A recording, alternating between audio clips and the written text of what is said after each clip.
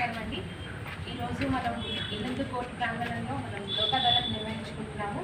లోక్ అదాలత్ యొక్క ముఖ్య ఉద్దేశం ఏంటంటే రాజీ చేయదగ్గ కేసులని రాజీ చేసుకోవడం. లోక్ అదాలత్లో అన్ని కేసులు రాజీ చేయమండి. ఇప్పుడు మర్డర్ కేసులు కానీ, లేకపోతే డైవర్స్ విడాకుల కేసులు కానీ ఇట్లా ఉంటాయి. అట్లాంటి కేసులని లోక్ అదాలత్లో రాజీ చేయాలి.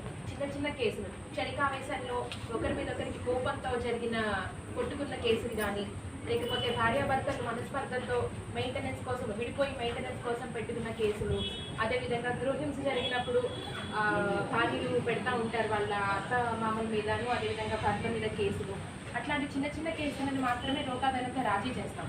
అదేవిధంగా చెక్ బౌన్స్ కేసులు, తర్వాత ప్రామిసరీ నోట్లు రాసుకుంటారు, మీరు నోట్లు రాసుకొని డబ్బులు తీసుకుంటారు, అట్లాంటి కేసులు, ఇలాంటి వాటిని మాత్రమే లోక్ అదాలత్లో రాజీ చేస్తామన్నమాట. అసలు ఈ లోక్ అదాలత్లో రాజీ చేసుకుంటే మీకు వచ్చే ఉపయోగం ఏంటి, అదే మీరు బయట రాజీ చేసుకుంటే మీకు వచ్చే ఉపయోగం ఏంటి? కూర్చుంటారు, కాగితాలు రాసుకుంటారు, అయిపోతుంది అక్కడితో. కానీ ఆ కాగితాలకి చట్టబద్ధత ఉండదు. అంటే ఏంటి, ఆ కాగితాలు చెల్లవు. చట్టం దృష్టిలో ఆ కాగితాలకి వాల్యూ లేదు, విలువ లేదు.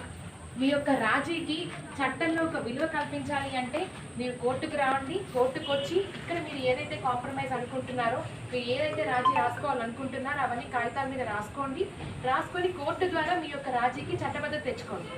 అదేవిధంగా మీరు రాసుకునే కండిషన్స్లో, రాజీలో మీరు రాసుకునే కండిషన్స్లో చట్టానికి వ్యతిరేకంగా ఎటువంటి కండిషన్స్ ఉండకూడదు.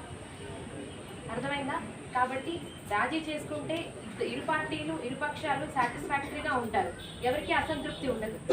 ఇంకొకటి నేను చాలాసార్లు వినాల్సి వస్తుంది, ఏమనంటే బలవంతంగా రాజీ కమ్మంటున్నారు అని. ఎప్పుడు కోర్టులు కానీ, అడ్వకేట్స్ కానీ, పోలీసు వారు కానీ ఎవరు మిమ్మల్ని బలవంతంగా రాజీ పడమని. మీ ఇష్టపూర్తిగా, మీ మనస్ఫూర్తిగా మీరు కేసు రాజీ చేసుకోవాలి అనుకుంటేనే రాజీ చేసుకోండి, లేకపోతే రాజీకి రావద్దు. కానీ ఒక ధోరణి ఏంటంటే మీ యొక్క టైము, మీ యొక్క డబ్బులు వృధా కాకుండా ఉండడానికి రాజీ చేసుకోమని మాత్రం మీకు సలహా ఇస్తారు అంతే.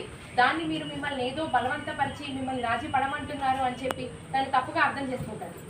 కేవలం మీ యొక్క మంచి ఉద్దేశంతోనే మీ యొక్క టైము, డబ్బులు వృధా కాకుండా ఉండాలని మాత్రమే మిమ్మల్ని రాజీ చేసుకోమంటారు. అదేవిధంగా ఈ ఇల్లందు కోర్టులో నేను చూస్తున్నాను 490 కేసెస్ ఉన్నాయి, ఎంసీ డివిసి కేసెస్ ఉన్నాయి.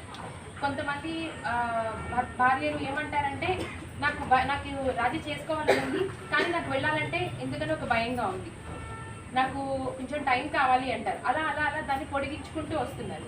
మీకు నిజంగా భయం ఉంది, లేదా మీకు కొంచెం టైం ఇవ్వాలి అనుకుంటే ఫస్ట్ రాజీ రండి ఇక్కడికి. ఇక్కడ వచ్చిన తర్వాత కోర్టు మీకు 90 రోజుల అబ్జర్వేషన్ పీరియడ్ పెడుతుంది. అంటే ఒక 3 నెలలు గడువిస్తాం మేము మీకు.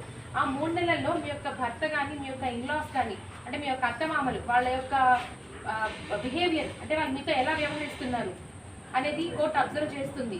మిమ్మల్ని 3 నెలల తర్వాత మళ్ళీ కోర్టుకు రమ్మంటుంది. వచ్చి అప్పుడు మీరు కోర్టులో మేము రాజీ పడతాము, మాకు ఇష్టమే, మేము కేసు తీసేస్తాము, రాజీ చేసుకుంటాము అంటేనే కేసు తీసేస్తాం.